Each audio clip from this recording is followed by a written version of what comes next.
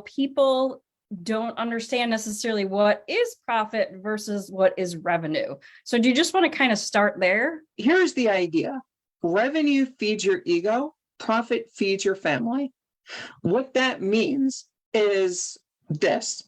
Revenue is the amount of money that you're bringing in. Everyone says they want to make $1 million a year in business. I don't know where that magic number came from. I mean, why is it 1 million? Why isn't it 10 million? Why isn't it 800,000, 750,000? I mean, whatever that number is. But that number that you're making is before everything comes out, right? We have actual costs in our business. Whether you work from your home or you work from an office, you've got your overhead that you're covering. You have the cost of the service or the product or widget that you sell. And then there's the other costs, like what are your actual fixed costs of running your business? Here in New Jersey, there's mandatory filing fees annually just to keep your business in operation. And that's whether or not you made any money. It's just you've got an organized entity in the state. Hey, guess what? Every year we're going to have you fill out this form. And oh, by the way, there's like a filing fee just for that, right? We know those taxes that the government needs in order to fund the services that we use. So there's a lot of expenses that are part of that $1 million revenue. However, the profit is what remains after everything is said and done. When you finish paying your rent, you finish paying your employees, you finish covering your cost of goods and everything else that you have to be covering, that's what you take home every month. Like I said, revenue feeds your ego, profit feeds your family. See that bottom line in their business bank account and say, oh, I've got that much money. What am I going to buy? Or, I've got plenty of money for the next shiny object. When in fact, that's because they haven't paid the bills that they owe, to their CPA, to their software company. We, as small business owners, are a lot quicker to pay our bills than some of the big companies. We need to be paying attention to how fast are we paying as opposed to what the big companies are doing. And so you want to be thinking, how can you be more like the bigger companies? Mm-hmm. If you are in a position to set terms when you work with a vendor, can you set 45, 60, 90-day terms instead of upon invoice, right? We know how expensive money is getting now with the Federal Reserve increasing their interest rates and many of the international countries as well, increasing interest to borrow the money. What are you doing with that funds? If you can be putting that better to use in growing your business or paying your bill 2 weeks faster than you need to. Now is the perfect time to kind of look at those numbers, look at those hard and fast numbers, because, you may need to up your fee, whether it's for your product or your service, because you want to make sure that, you are making a profit and not just selling things and, and flattening out. If you haven't looked at your pricing in a year, maybe 2 years, you're certainly way behind. Many companies, they have a price and they tend to stick to it because it works in the market. This is how much I need to be doing.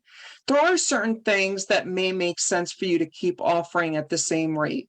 As an example, my e-learning system, I've kept it at $97 a month or $997 for the year for the last 5 years. And I've done that strategically because of the retail psychology when it comes to those price points. And remember, if you accept credit cards as a form of payment, that cost has gone up multiple times over the last several years, right? If you're accepting PayPal as an example, PayPal went from 2.9% and 30 cents to 3.49% and 30 cents about a year ago. That is a significant increase. How are you looking at your costs to make sure that you are going to continue remaining ahead? You see how the market can move, and there's so much elasticity when it comes to price, especially right now in a period of high inflation. You can raise your rates to a much higher level than you would have been able to before. I think some people that I know of they're kind of afraid to raise their prices because they think their clients are going to run away, especially if they're like ongoing clients. what would you encourage them to do, or how would you want them to handle that? Let me give you a couple of tips that I've done, and you can certainly think how you want to do this. But the first thing I will say is always test and measure. Think about it in this way. If you go to your existing clients and you tell them, say you have a service agreement with them, and you say, hey, John, we're increasing our rates as of the first of the year or as of the first of the month. What you can do is you can say to them, John, if you re-up your next service agreement with us for whatever that term is, we will honor the existing rate that we have with you if you re-up right now. However, if you don't, as of the first, the rate is going to increase to this point. Now, many consumers, especially those price-conscious consumers, are going to say, absolutely, let me lock it in for another term, because they get to take advantage of the lower rate and they feel they are getting a better deal. However, one of the things that you lose is the ability to say to them, well, okay, now what? Second thing to be doing is what you want to look at is how do you incentivize people to work with you as you do raise those rates. You can offer a tiered increase where you basically offer a coupon or promo code to get them comfortable with the new price, because the perceived value, if your rate is $10, but you gave them a coupon that brings it back down to $8, which is where they were before. So you have that 20% discount on that coupon, which keeps it where it is. But what you do is the perceived value is now $10. It's no longer $8 because they're getting that $2 savings. When that coupon or promo code does expire or they cannot reuse it, you can then have that perceived value as the rate then that they are going to be covering. I love that. An example from JCPenney, right? For those of you that know JCPenney for a long time was known as you go shopping when you've got the coupon. You don't go shopping without it. A number of years ago, JCPenney wanted to change their model, and they brought in a new CEO who said every day is the low sale price, right? We're not going to use these coupons anymore. And what ended up happening was that you trained these consumers for so many years that without the coupon, you don't go shopping. And so when it was a low sale every day, people weren't coming in. People like getting the deal. If you offer a product or service, it's very likely that you may have a complementary product or service. Say, hey, you can buy this at this price, and then now you're going to get this extra bonus. Plus, I'd like to think that if they're clients who are either repeat clients or they're clients who've been with you for a long time, if you do like ongoing coaching or whatever, that they're going to see the value in you, because it's not always just product and product. It can be, a community, a personality. Look at all the commercials that you see on TV, you see in print media. If you're scrolling in your social media, what is it that's going to make me stop my thumb from just scrolling up? What kind of offer makes sense for people to then be looking at as well?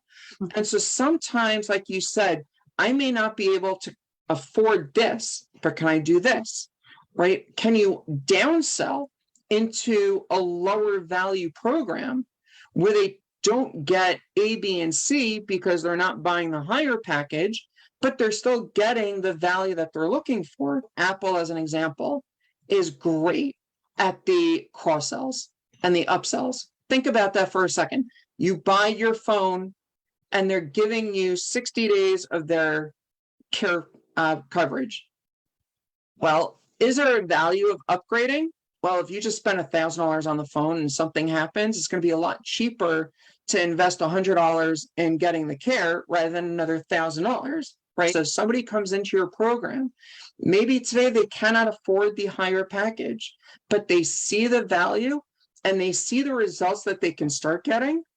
And then if you can figure out the financing to help them get over that hurdle, now you're going to be even better. What we do in our program is we've got lifetime access to it. Well, the lifetime of the program. We give people lifetime access. And so that also includes the upgrades that we do. You know, the people who join our program know that there's always something updated or something good or something new coming around the corner. What would you say is the best way for people to figure out what their profit is?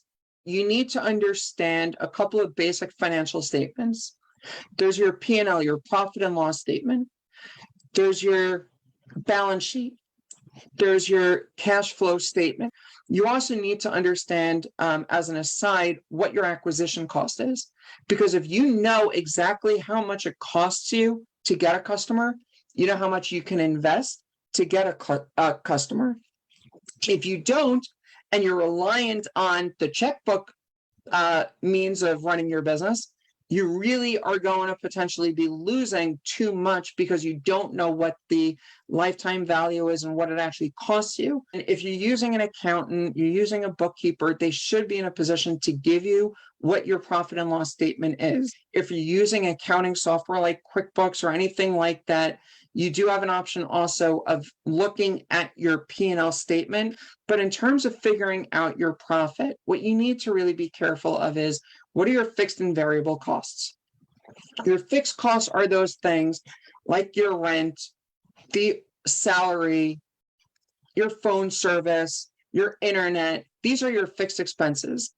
Your variables are your cost of goods sold, right? How much does it cost you to provide the service that you're doing?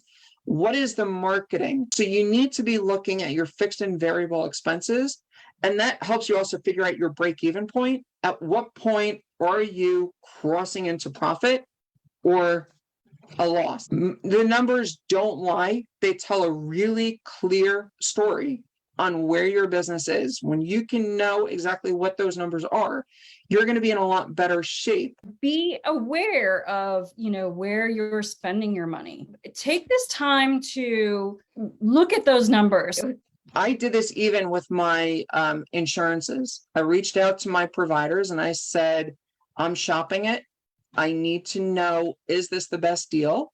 And I ended up getting $150 off on my auto insurance. It was only because I asked. If you don't ask, you do not get. And sometimes when you cancel a subscription, they'll turn around and say, oh, well, what if we give this to you for 40% off or something, to try and keep you? Because like you said, their acquisition costs are so expensive that it's better to have someone stay at a lower cost than to have to pay to acquire them again. Very much so. Right. Oh, well, Jennifer, you're so fabulous. I love having you here. It's always a lot of fun.